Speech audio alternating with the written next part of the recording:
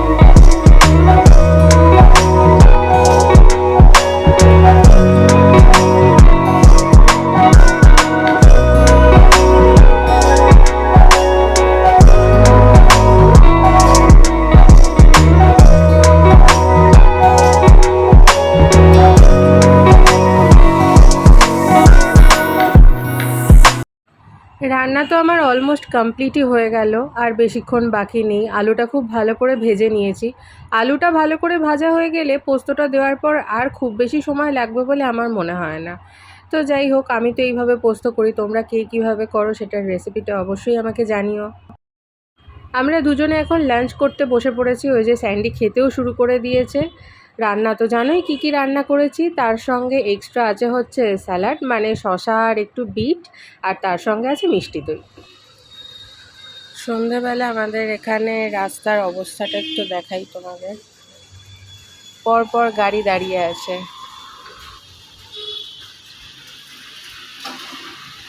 তার কারণ ওই দিকে রাস্তা জ্যাম। ওই যে দেখো গাড়িটা বেরোচ্ছে, ওটা যতক্ষণে আসবে কেউ যাবে না।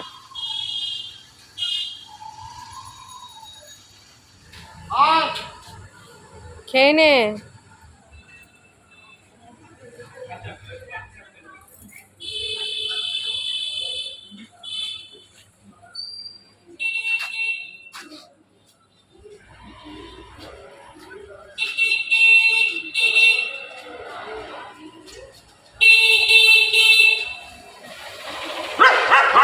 ব্যাস ব্যাস, চলে আয় এদিকে, এদিকে আয়।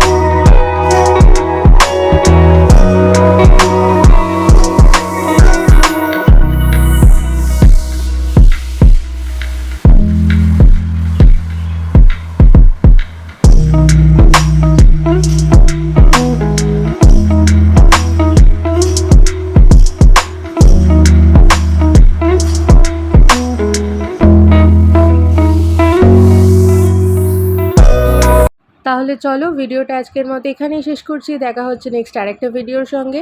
আর এই ভিডিওটাতে যদি তোমাদের কিছু ভালো লেগে থাকে please do like, comment, share and subscribe. দেখা হচ্ছে নেক্সট আরেকটা ভিডিওর সঙ্গে। Till then take care, tata.